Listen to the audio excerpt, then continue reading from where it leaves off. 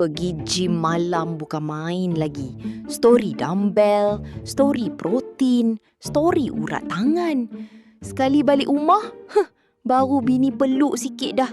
Weh, sakit pinggang lah. Slow sikit. Bini ingat abang gym ni power sangat. Sekali nak pusing badan atas katil pun, muka abang dah ketat. Yang lawak tu, kat gym boleh squat 100 kilo. Kat rumah nak angkat kaki pun, urat belakang rasa macam nak putus. Tu belum kena sakit saraf turun peha. Nak bangun dari baring rasa mencucuk sampai ke punggung. Abang sado konon. Sekali dengan bini pun asyik pegang pinggang.